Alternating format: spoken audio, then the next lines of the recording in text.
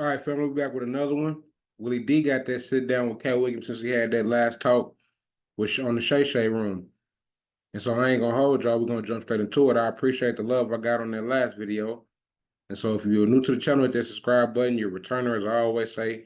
Thank you. Let's jump straight into it. Peace and love, family. On behalf of Akuno Senko for Bay, you know what I'm saying? Jay, where you at? We're trying to help our people elevate. Hope. H-O-P-E. We're giving them hope.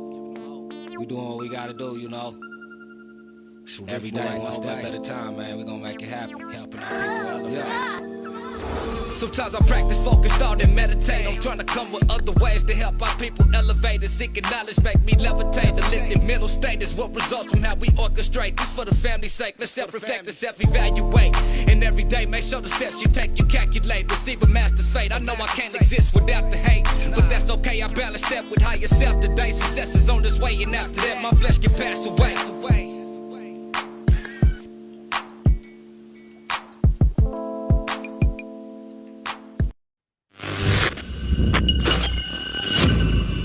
Willie D Live. It's Willie D, y'all, back with another episode of information and instructions to help you navigate through this wild, crazy, beautiful world. In the studio, Katt Williams. What's up, King? Thank you. How are you, sir? Oh, man, one more hop, I'll be on top. How Prepare about you? for your hop. Doing great. I'm doing great. Yeah, you're doing great, man. Cleveland, Ohio. Dayton, Ohio. Cincinnati, but Ohio. were you, I mean, see, my bad. You were born in Cincinnati. Yep. And then you were raised in Dayton. And raised in Dayton, correct. Man, yeah. you know, we had a show in Dayton once, and it almost like provoked a full-blown riot. You know, in Dayton, they had these cops with these big old 10-gallon hats. They did. Big old white cornbread-fed dudes, and they were telling us, y'all gonna either pay for all of this equipment that y'all destroyed on the stage. We destroyed, allegedly, equipment, band equipment that belonged to After 7 and Troop. Oh my! We were on the same ticket as After 7 and Troop. We destroyed their equipment. Allegedly, and they told us, y'all gonna pay for this stuff, or y'all going to jail. And so we basically just did the show for free because we gave all that money back. But Dayton that's will forever be like embedded in my memory, Dayton, Ohio, for that reason. But I'm sorry that you had a bad memory. Well, what do you? I mean, what are some good memories that you have from Dayton? Part of what you remember is a part of Dayton. So Dayton was one of the rare cities in America that was legitimately half black and half white. So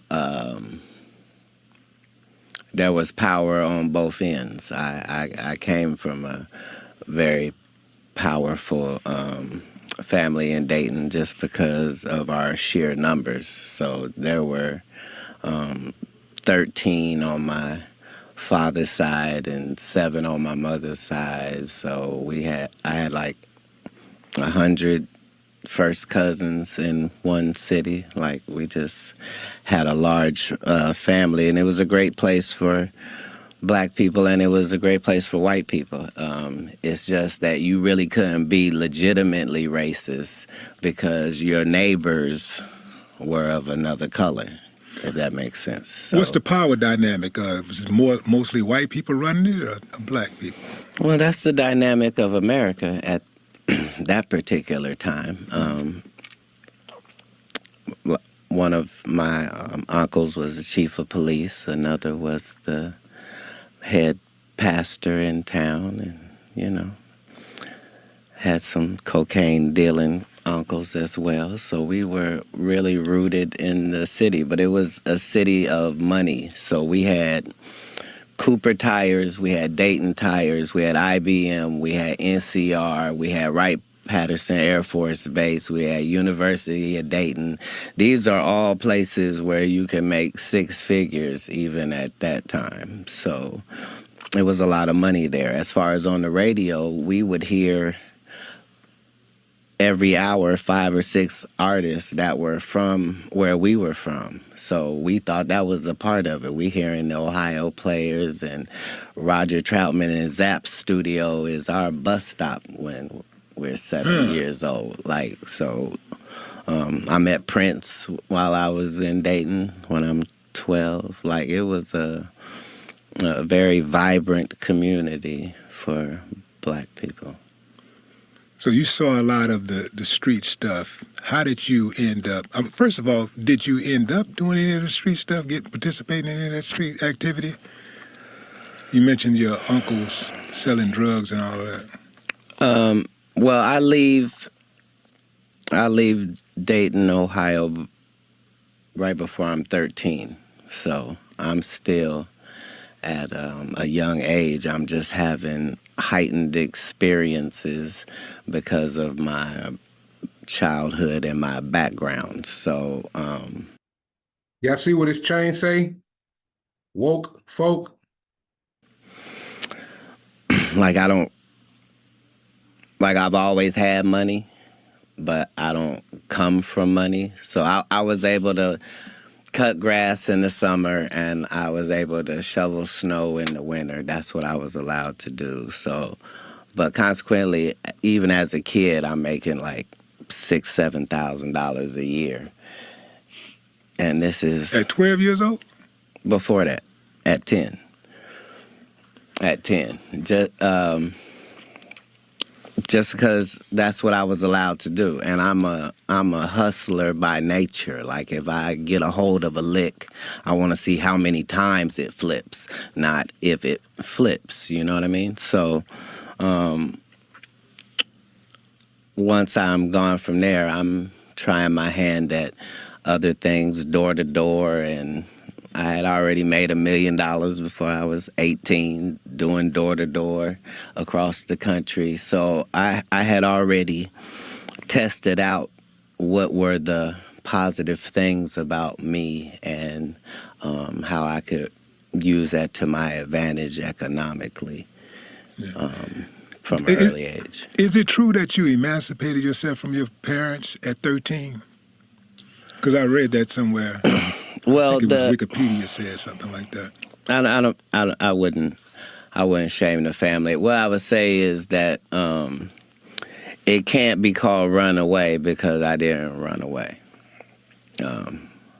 I left, but I don't tell that part of the story just because there's a zero chance that if a young person listens to me and follows my example on that they'll be okay. But I knew I would be, but I was a little off. Like, I knew Jesus left home at 13, so I didn't feel like I was out of pocket in any way. Wait a minute. Are you saying that at 13 years old you was cognizant of the story of Jesus leaving home at 13 years old? I had been accepted to college before I was 12, so I was already a little bit more advanced than your average child. I had probably read 10,000 books at that period in my life. So I was blessed in that way. But as you know, you can't really just live on that. So God navigated where I was able to see the underworld, if you will. So I go from my parents' house in Ohio to Miami, Florida by myself. I don't know nobody. And that's where the story begins. But in your formidable years, who is that person? Was there a single individual who inspired you, or some guy or a person that you looked up to and you said, I like the way that they move and I want to model myself after that person? Yeah, this is going to be a weird answer. Yes, that's one of the things that I was probably the best at. I did it with anybody and everybody. So when I was going to the library I wasn't reading fiction books. I was reading nonfiction books, and it didn't matter what it was. I know whatever's in this book, I don't know what it is. So I might have read like 1,000 autobiographies, just the life of people that I don't know. And when you do that, you find out that if you were trying to learn something from everybody, you could actually learn something from every single person that you met. And so it's that type of thinking that helped me avoid the pitfalls as I saw them. So the reason I never did drugs when I was an adult is because when I left and went to Miami and I'm living in a park, it's 30 people out there from all different places, and they all are homeless and in a terrible situation just like me. And they telling me that they used to be lawyers and doctors and nurses, and I'm going, well, what happened? And all of them is telling this story where everything in their life was fine, and then they dealt with this drug, and this is where it ended them out. So as a kid, I never saw the fun part of drugs. I never heard about nobody having a good time on drugs, or, oh, you got to take this so you can feel it. I didn't see it from that way. I had already seen what it would do to people, and they're telling me, like, I'm letting people tell me, hey, don't do this. Don't get to Hollywood and start sleeping with white women and doing cocaine because it'll kill you. Huh, yeah, no problem. Got it. So, in a lot of things, I was just stupid enough to get the lessons, but that came from being willing to learn something from everyone. Yeah. Yeah.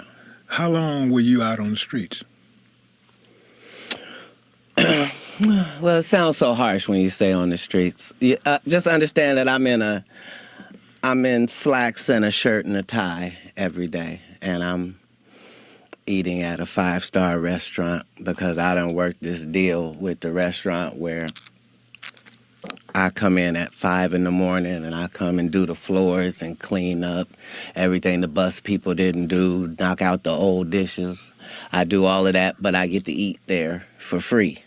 So I come later and have a 5-star lunch as a 12-year-old because I'm already smoking cigarettes, but I got a mustache, so I don't look out of place. And then I go and I do my 8 hours in the library to take the place of what schooling would have been.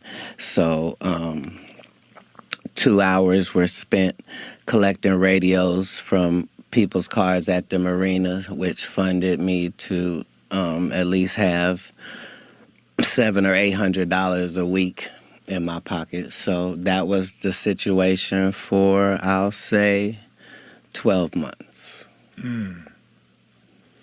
Was there somebody who came along, a social worker or something like that, and saw you and said, yo, or talked to you? It's like, yo, I can help you out. Or you should do this or that. No. You're looking at it a different way than I was looking at it. I wasn't in a pitiable situation by any means. I was free. And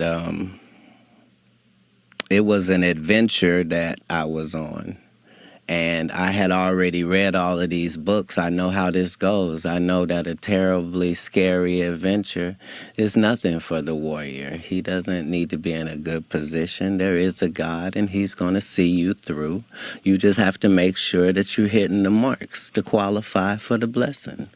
So I was never in a situation where someone would think that I needed some assistance. Where were you sleeping at?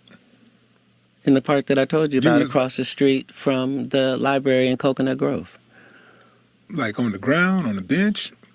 No, I had a mattress out there. I had money, so people would get you stuff. Why didn't you just take your money and go get a crib? At 13? It never crossed my mind. Yeah. Never crossed my mind. Because I really do. I know it's young, but I do know people who are very young. If somebody is young enough to go out on the streets and just say, I'm leaving home. Yeah. A lot of times, and if they got money, they're savvy enough to It's not get that I somebody have to money. pay them. I'm making some money. I don't have money. I'm making some money. Enough to get by. Well, I'm saying I don't have a long list of needs on the daily. I need to eat well. I need to drink well. And where are you keeping your money? Like in your pocket? I am. Yeah. I am. Anybody ever try to rob you?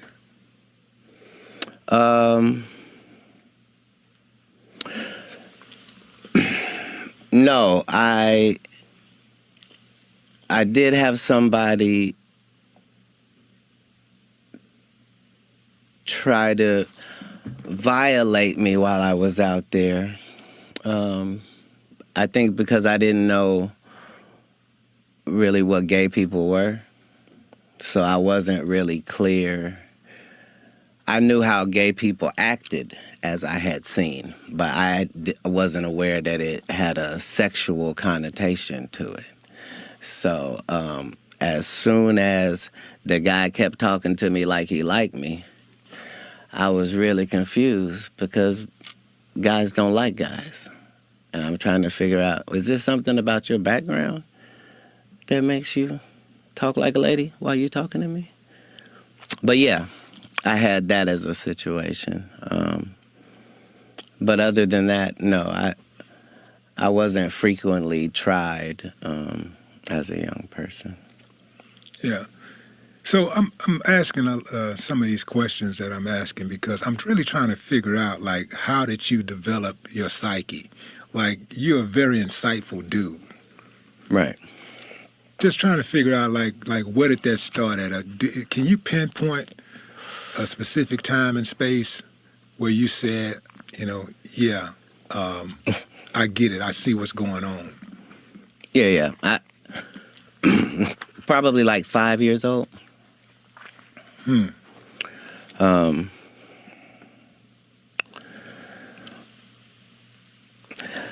First and foremost, this is going to sound really, really weird, but I believed at that young age that you could have a relationship with God. And I know that that's kind of old-fashioned now. But when I was young, that's what I believed. And so I developed this relationship where we talk 4 or 5 times a day and we talk about everything, and I'm coming to you when things are well and when it's not well. And if I ask for something, I know when you gave me what I asked for because it's the only time. So I understood at a young age that I wasn't like everybody else, that I was in a blessed position and that I had the ability to be able to make things happen if I could find the instructions and follow them. So at 5 years old, that's how I thought. I knew when things were wrong with the Bible. I wasn't worried about authority because God was like the authority. And other than that, I got to tolerate you, but I'm not allowed to bow down. I'm like that as a child. So my parents didn't do anything wrong. They just wanted me to live a life that I wasn't going to live. They wanted me to be this, and I was not free to live a double life. I can't be that and be what I'm trying to be. What was that they wanted you to be? A part of their religion. They were very devout in religion. Christian? Yes, a branch of Christianity, yes. At one point, did you become a Muslim? At one point, I became several religions because that's the only way you can really find out what's going on in a religion. Religion is not something that you can just study the books about it and now you know about them. I had to be a member of the Fruit of Islam in order to know. Minister Farrakhan calls me his son. I was not regular even in that endeavor, just because whoever the true God is, I don't play about him. And I understand that regardless of what you choose to call him, it's the same entity. And once you study all of the religions, you find out that nobody's really disagreeing with anybody. The Jews don't believe this whole set of things that Christians don't, and Muslims either. Why are people so afraid of Farrakhan?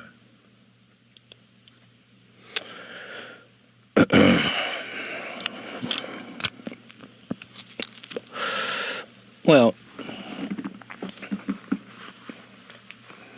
if you had the ability to control the black people on this planet, there isn't anything that you couldn't take, dismantle, destroy, or interrupt if you could mobilize black people.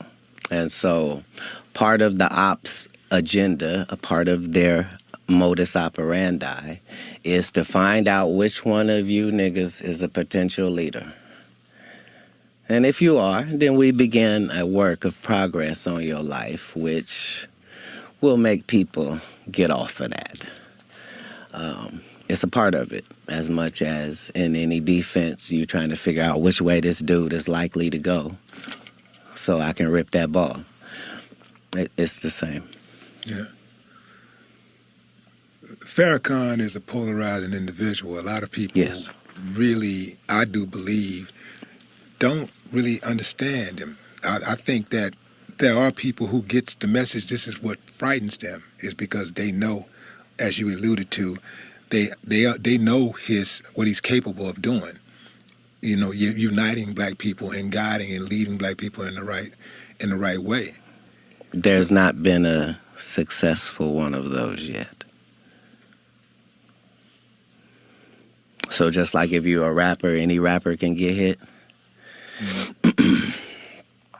Yeah, we don't have we can go through 300 years of history and look for all the black people that fit the description you just said. They never make it. Yeah, which is why I believe that they should stop trying to make it. I really do believe that, it's each one reach one, teach one, but the leadership is in yourself. Like all of us are capable, well, not all of us, but many of us are capable of being a leader. Like instead of sitting around just waiting on one person to be that leader, how about... Well said. Well said. But in real time,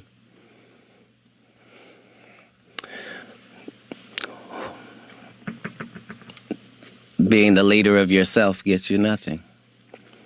The people demand to be led regardless. There's not 13 shepherds and all these sheep. Why? Because it's unnecessary. Just one. Just one that has the connection with the sheep, which allows the sheep who has a brain about that small to be able to just focus on eating grass and not worry about falling off a cliff. We have the desire as humans to be led. We want to be led into battle. We want to be led into the football game. This is all because this is how we are wired. The cheerleaders and the pomp and circumstance, that goes back to the times of first humanity, because we do need that. Yeah. Well, you're talking about a myriad of leaders. You're not just talking about a single individual. Right. And I see a lot of people just be sitting back waiting on a messiah. They're waiting on that one person. But they are too, though. Who's that? The other side is far more diligent about looking for that Messiah than we are, because they know where to look. You probably wonder, why do white people pay so much attention to black people if they don't like them? You would think if you didn't like something, why would you Right. be paying attention to it? I don't pay attention to things I don't like. What's the answer? The answer is the liar knows what lie he told. You see what I'm saying? So even if I made it deceitful and I made you think that the answer is over here, but the answer is really over here, I'm still going to be looking over here. Me, the one that tricked, because I know this is the right answer. You understand what he's saying? Black people have lost their identity, but our oppressors have not lost our identity. That's just why they chopped those noses off of the Pharaoh and the Sphinx in Egypt in the first place, is because without this nose, we can tell you this is whoever it is. But with that nigga nose, it can only be niggas. Why would somebody vandalize a whole face and only vandalize one part? Nobody wanted to knock an eye off or take an ear off or no chins missing. Nope, just the nose. Because it's a brand. It's a brand. Black is a brand. All right, go ahead. You have an uncanny way of thinking outside of the box, and you are very good at breaking things down like you just did. You understand consequences and repercussions very well. Okay. So my question to you is, why are you such a habitual line stepper? Why do you cross that line so often when you know what the repercussions and consequences are going to be? And they're not going to be favorable to you. For example, Right. I saw where you and Suge got arrested, right? You and Suge got arrested. Is that true?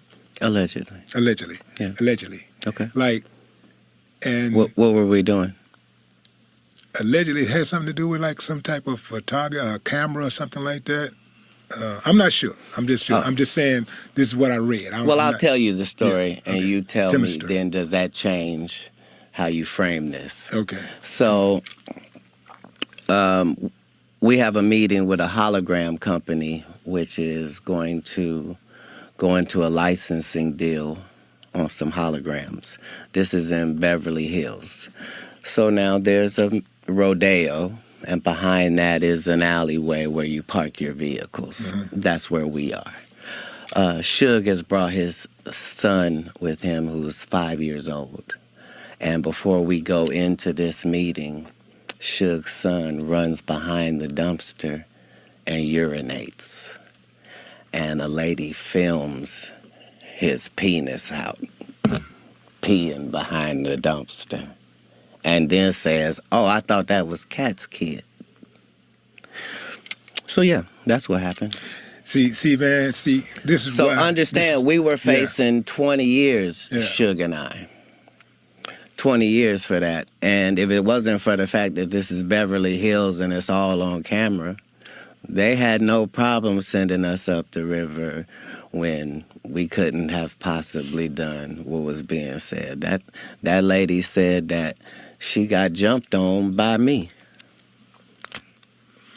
So you see what you just did? You just clarified a huge, misconception about, the events of that evening or whatever. Yeah, but remember, it went to court. Yeah. Like, this isn't just my word. Yeah. They had to play the video in court, which showed that her altercation wasn't with a man at all. But the trip part about it is that when people print it, when the media, mainstream media put it out there, they don't add that piece. They No, just say, nor do they make a retraction. Right. Nor do they say, hey, that thing we told you about that Right. guy, turns out it was nothing. Understand, I got 15 cases that were dismissed.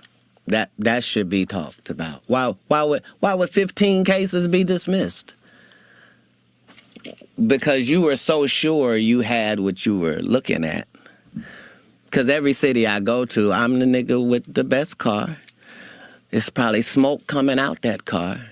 It's probably girls gathering around that car. I look like the plug. I get it. And you've probably already hurt me by the time you find out who I actually am. Right. See, because of that clarity you just provided, Yes. is the reason why I want to know. I think the world want to know what happened between you and Ali Saddiq. I know you said The you didn't want world to talk couldn't about possibly want to know wanna that. know, He's man. not We wanna- famous enough for the world to want to know that. it. At least we're Because famous. my side of the world doesn't want to know that. See, Well, my side of the world. here's the thing. What happened, man? A lot of times what liars do first is they set up a narrative and a scenario. Like Michael Blackson just got on national TV and told people, yeah, I got a beef with Katt Williams, and Katt is mad at me about this, and because I said this, and I didn't even mean it like that. And the whole time, he's never talked to me. That's how he feels. He's heard I'm angry. I've not had a conversation with him. It's the same with your Ali Saddiq. If it wasn't for the information that I know in my intel, I would be a fan of his like everybody else. Who wouldn't be a fan of a young black storyteller that's done time and loves his family and is a hometown guy? Like, why would he ever have any enemies in comedy? It's ludicrous. But if you pick the actual king, then make sure that your story's correct. And unfortunately, his story's not correct. No matter what he says, he never met me. He made it disrespectful that a security guard that was 6'7" reached over him to pay him, not mentioning the fact that he got paid for not doing anything. Well, let's start at the beginning of the Reliant thing. I don't know if I wanna. I'm gonna Go start, ahead. and then you can do what you want to do. Fair enough. But I think for the sake of the audience knowing, just Tell 'em having who an Ali idea of Saddiq what we're is talking first. about. Ali Saddiq is a comedian from Houston that's based in Houston. A very fine comedian. Very fine comedian. Yes. Now, Ali said that he went to a Reliant arena and he was on the same show as you. He showed up, and the security stopped him from entering the building. Got it. And they said, and then somebody told him Katt didn't want you to come in.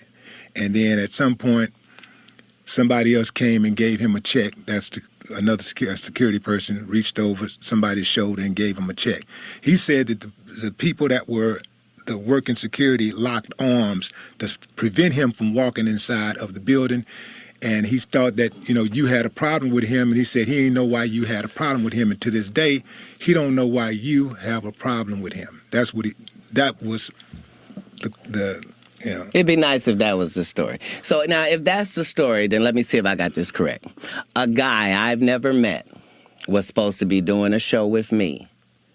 And I got so angry, even though I hadn't met him, that I had security keep him out of the building. See, that's the problem with lies. They're faulty from their inception, sir.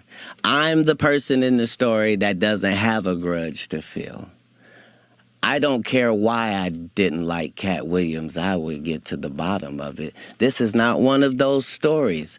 First of all, the actual truth of this matter is, every city that I go to, I already have the comedians who are opening up for me. Not just this tour, but for the 17 100 city tours previous to this. I never go to the city and go, hey, do you guys have some comics here? I'd like to add them to my show. I just don't do it. I travel with the comedians that are coming to your city. We're one unit and one team when we come. That is to let you understand that no comic was fin to come join us that evening because there isn't space for it. I still have to do an hour at the end of this. There's a limited amount of time. So we could just start there.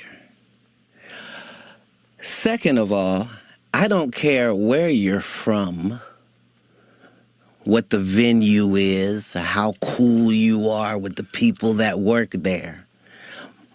Katt Williams show means Katt Williams show. That means don't nothing move but the money. There ain't no loud talking and voice raising and, how dare you? How dare you? Let me look on the advertisements and see, do I see your name or face, sir, whoever you may be? Where would you even get the entitlement to be having this question?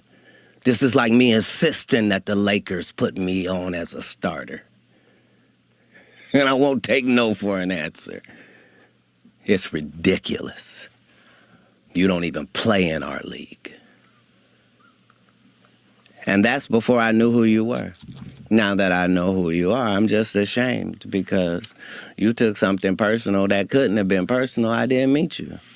That's how it would have gone if I wasn't there, because the truth is, I wasn't there. All of this happened before I got there. What happened with the check?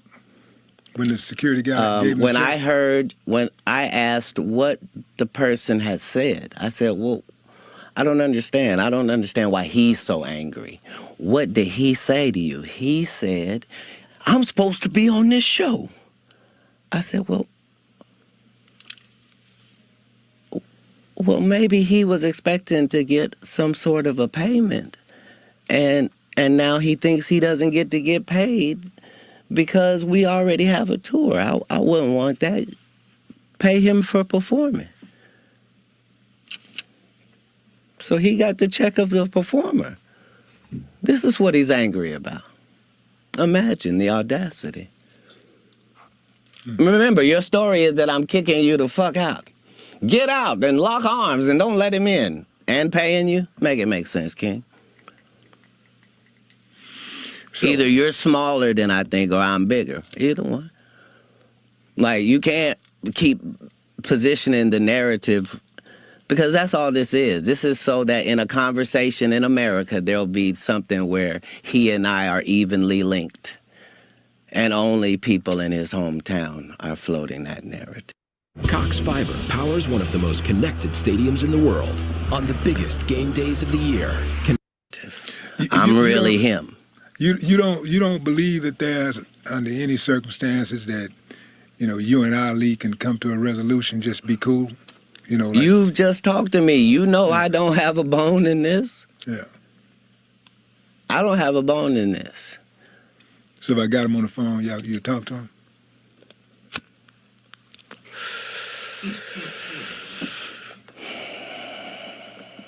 I would have gave him the celebrity boxing match he asked for if I thought he was a celebrity.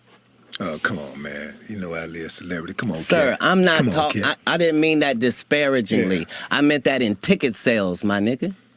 Ticket sales. That's what I meant. I mean, I'm doing 7,000 in your hometown while you go do 300. I'm not being disrespectful. I'm talking statistics. I'm talking about the biggest and baddest thing going. And you, a person trying to get in, why would you be mad? It's ridiculous. I'm offended. I'm offended. Why? Because even if it's celebrity boxing, I need you to sell tickets too. I need you to sell these pay-per-view numbers, my nigga. I know I'm bringing it. It's more people that want to see me get laid out by you. And the fact that an upstanding and righteous gentleman like yourself is in that position with the only thing trying to be righteous in our lane is just more machinations of the devil. You should have a much better backstory when you pick me as an opponent.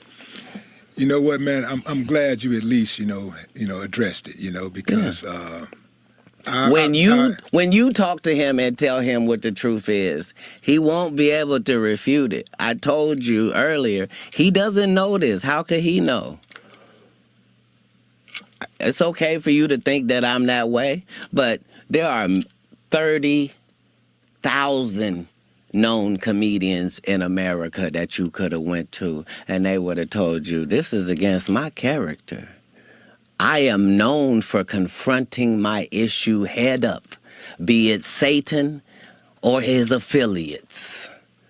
I don't care if you 6'6". I don't care if it's 5 of you. I don't care if I'm guaranteed an L. I don't care if you put a gun in my face. I don't care about none of that. I care about doing the right thing as I see it in that moment. Yeah. Yeah. Man, how did you get on in the first place as far as like with the movie thing? Like, I know I'm skipping over the comedy, but how did you get on with the movie thing? Like, specifically, I want to know about Money Mike. I want to know how you got that role. Right. So here's the whole thing. Liars always come up with terrible lies. So Rickey Smiley says, yeah, you know, Katt was supposed to play the Santa Claus and I was supposed to play the pimp. Liars always have ridiculous narratives. Nobody in America can imagine that a real movie studio would cast 5'5", 145-pound Katt Williams as a fucking Santa Claus, number one. Number two, Rickey Smiley was finna play a pimp. Really? Rickey Smiley has played a woman more times than Rickey Smiley has played a man. He's played Bernice Jenkins 5 times. I got it in my contract that I don't work with Rickey Smiley unless he's playing Miss Bernice Jenkins. Get out of here, man. That's in your contract for real? I make my contracts, sir. Oh, when you're the master of your masters, everything else is subservient. That's why we have control. That's why we're hated, because there's something to hate. But anyway, so Money Mike, this is my first audition, not just my first movie. It's my first audition. The reason it was so great is because they allowed me to do what I wanted to do, and I needed to do things. So I needed to pick the wardrobe for the character. So Money Mike's wardrobe was impeccable because I designed it, and they made it so. I picked out the car, the color of the car. They had a guy playing a pimp. I need this to be an actual pimp. We need Bishop Magic Don Juan. Everything I had to do, me and KD Albert, who played Donna, and Terry Crews, it was all of our first project, and my job was to make sure that we came off as if we were seasoned actors. And so I put everything I had into that movie, to the point where in the script, Money Mike is raped in the bathroom. Katt Williams changed that. Why? Because it's no way. What do you mean, Katt? There's no way. What are you saying? I'm saying in a place that small, I'm not rapeable. I don't care what has to happen. That's what will happen. And so that's how it changed and became a great movie. And just the thought process that maybe Rickey Smiley was going to do that, it is laughable. But yeah, that was going to be my only movie.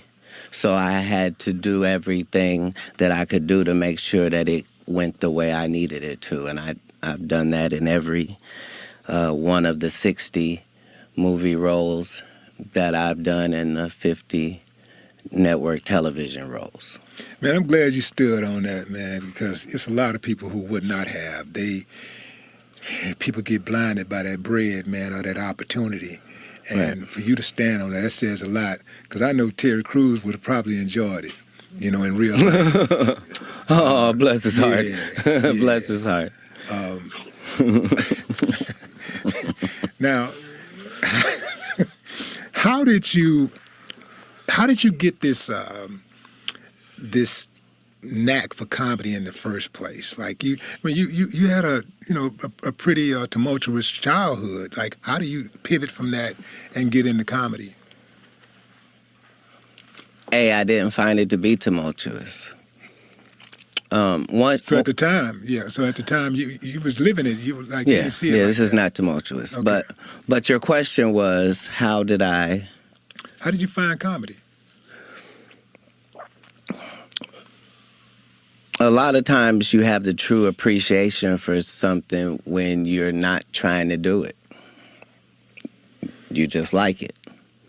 So that's the relationship that I had with music. and it was the relationship that I had with comedy. So musically,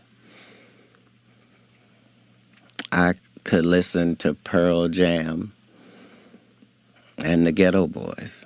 Like, I could listen to 9 Inch Nails, and I could listen to Prince, and I could do that. And comedically, I found that I could do that too. It didn't matter what the comedy person looked like, or how they were built, or where they were from. If they were funny, I was going to be able to tell.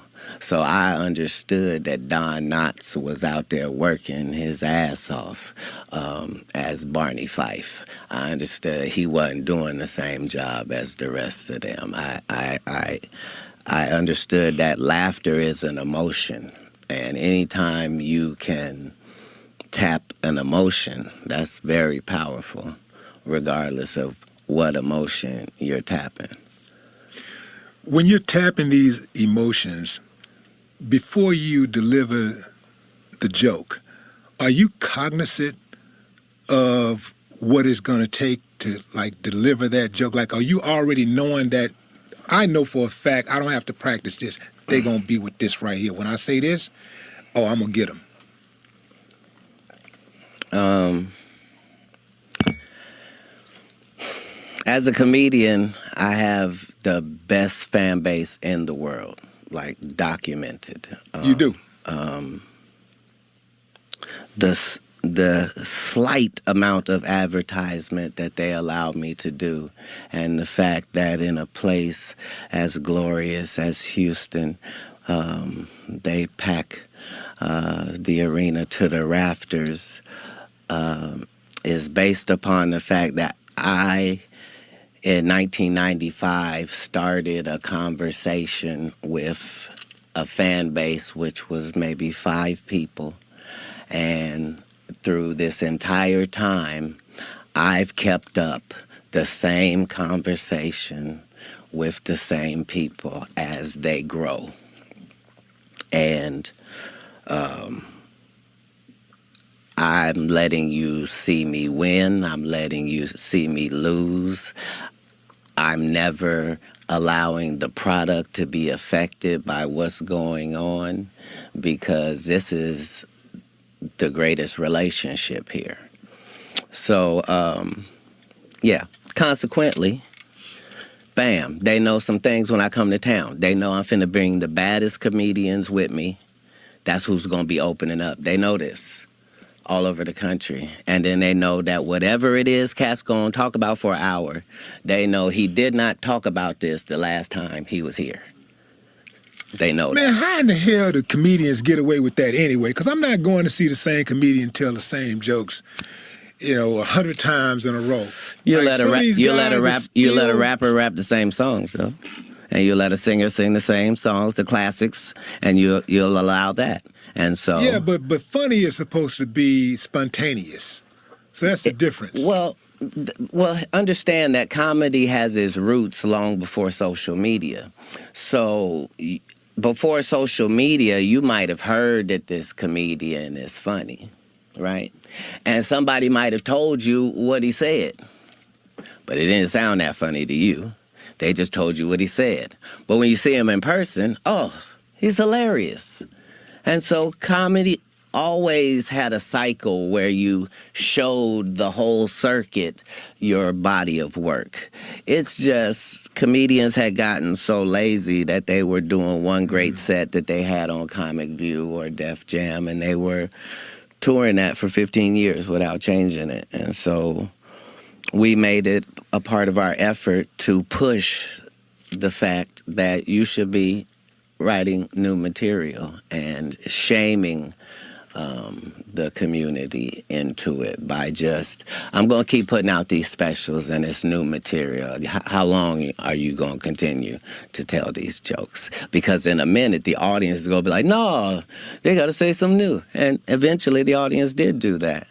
And Well, some audiences show up and they want you to say the old joke. They demand that you tell the old joke. I don't have not one of those people in my fan base because they know better. They know that I would never let you pay me so you can hear some shit I already said. I respect you too much for that. What you gonna get from me is brand new. This is new. Right now you have 12 comedy specials. Okay. Is there a magic number in mind, or you just want to just keep running to make sure you got the all-time number and that's secure forever? Are you already at the top? You got more. I'm than in no anybody? way. I'm in no way counting numbers. You've done. I'm saying if 12 is the most, if 12 was the most, there's not a number because I'm not putting a number to it. But I've been special that many times for an hour. 17 tours, 100 cities. That is a lot of work. That's enough work for a few lifetimes. Most comedians won't even get 100 cities. Well, most comedians ain't gonna do that one time. You're like, and how do you continue to come up with this new material? Because you do new material every single time you show up. That's crazy. It's a new show every single time I show up. Man, that is crazy. I'm a comedy connoisseur. I follow comedy. Most of the comics that are the top dogs right now, as far as like in some of our heroes in comedy, I was there when they were like working on their first jokes. Yeah. I was watching them and supporting them way back then. But that is a tough feat to be able to do something like that. And I think that the reason why... Not in 24 years. Yeah. I think the reason why people like you is so much, what you do is you resonate with them so much is like what you just said. You show them the good and the bad side of you, but also you're talented. You're very talented, but at the same time you do show the good and the bad. And it's something appealing about being transparent to an extent. Oh, not just to an extent, to the utmost.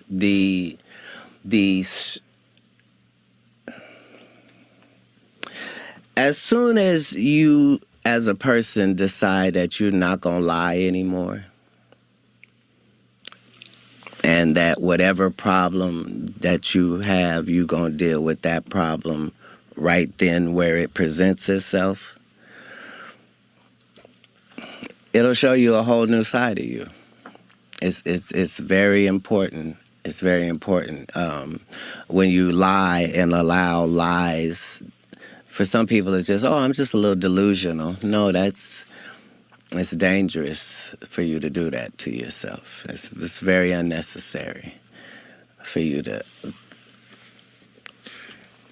You was on this radio station in Atlanta, and this host made a joke about you, and you killed a man, for I don't know how long that was, but man, I was like, time out, call the police, something, stop this slaughter, man. You was like, you really did a bad, and you didn't, I don't think you cursed one time. I was just going to say, be very careful when you say how badly I did her, because I never called her out of her name. But that's what I'm saying.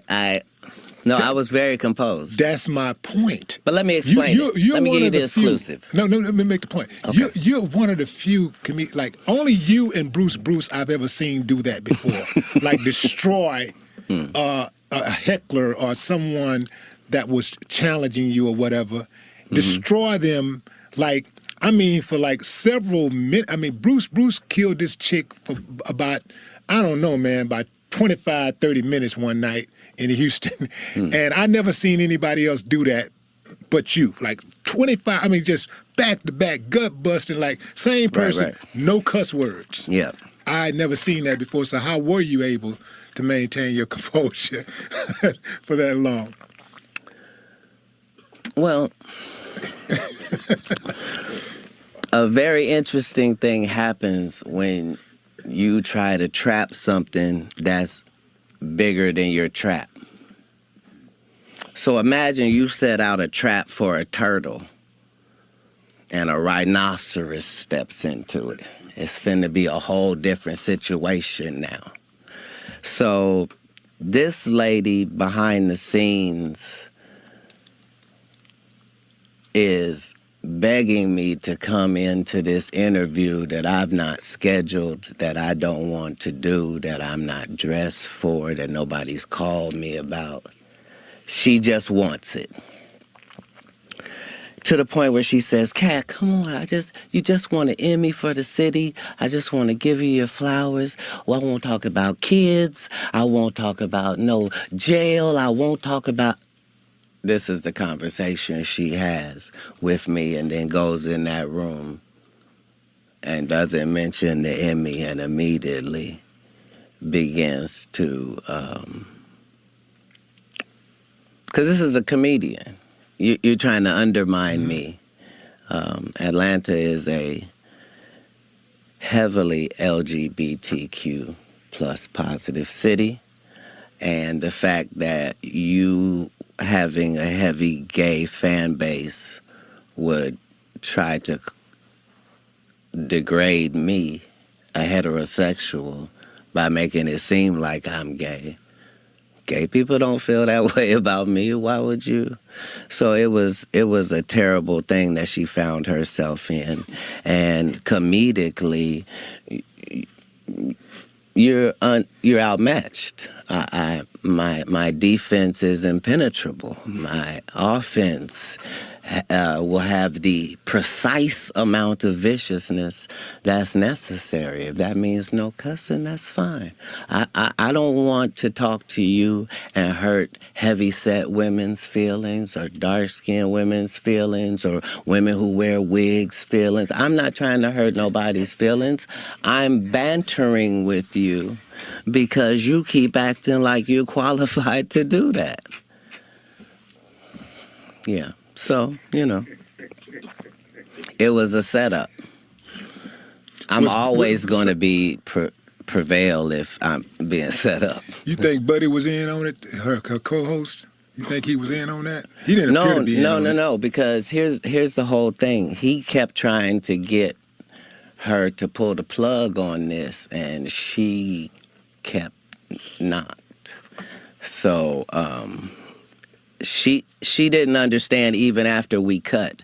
She didn't understand what had happened. She still thought that she had been victorious, and yeah. And then she tried to play the victim.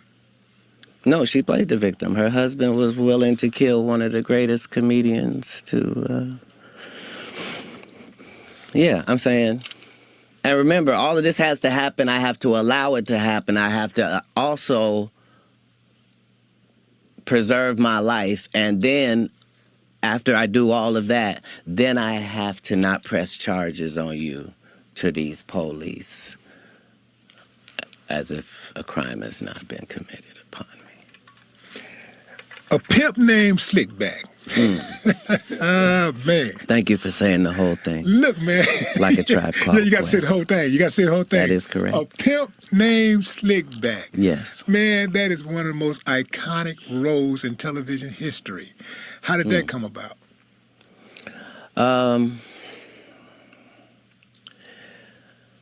Dumb people love dumb people, and geniuses try to find people that are on their mental platitude. So Aaron Magruder is one of the finest black writers that we've had. Yes. And the fact that he started his journey in the real trenches, writing for newspapers and getting syndicated across the country before he ever came to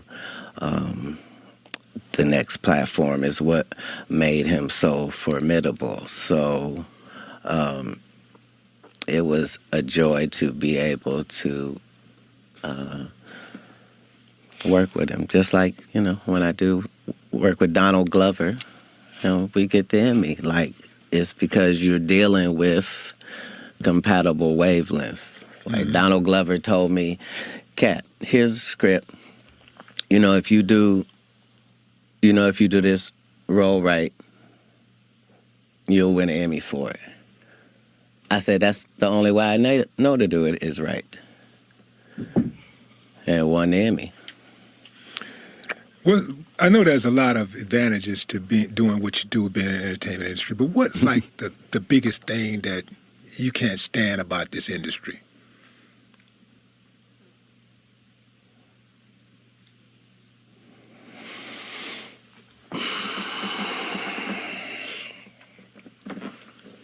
Nothing. I like it. Shit, I don't know who you think you're talking to. I like it. Now you now let's. I love my op as myself. Yeah. I think it's great. On our side of things, it's flourishing. It's never been better. All the people on our side are seeing that prayers do work and that you really have control of your mind more than you think you do. And if you could somehow possibly stop thinking the way you do and think another way, it might help you. And you'll know right away if it does. That's the benefit, is each one of these days you're getting could really be the one.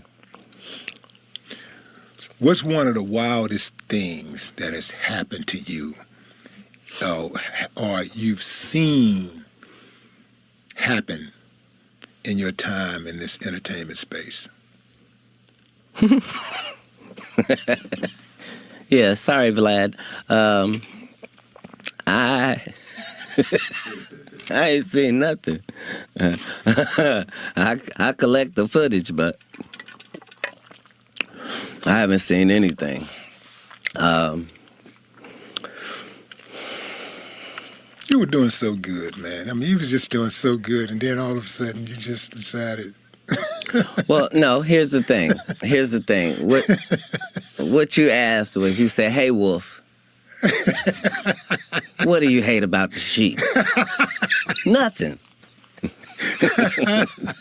Nothing. I They talking in code. I hope y'all understand what they saying. feel good. I feel like we're in a good position. Everything's going to be fine. Let's go, Coach Prime. Yeah. What do you think about We Coach coming. Prime? What's up with Coach Prime? You have you been out there yet, Colorado? No, but I've supported from afar. Yeah. I'm saying anytime a great individual, regardless of what he does, finds something that he can be great in, like, that's going to work. Like, he is a motivating factor and an asset to it. He always has been since the Jerry Curl days. Those are the leaders of men that we discussed earlier. An eternal optimist, someone that's clever and about books and hard work and discipline. As a black person, we should be so lucky as to have, a black coach like that. And as a non-black person, what a great job. Man, you just described yourself, except the coach part. And then I take that back. You are a coach in your own right. And you as Yeah. well. That's the whole thing. Like, these compliments are all shared by all of us who receive them. Like, that's what it's got to be. If you're any reflection of me, then that's what it is. That's why in the good book it say, made in God's image. It don't mean you're always going to do that, but it means there's the possibility that you could mirror that. Yeah. Do you have adopted children? I'm an empty nester. I have no children at this point. Glory and hallelujah. No, everybody's grown. Yeah, but yeah, I got grandbabies. You got grandbabies. Okay. Yeah. How many? 4. 4. Nice. All girls. Oh yeah. See? So he's been doing something right. What are the ages? Of what? The girls. The grandbabies? Yeah. Okay, so I have a 6, 2 4s,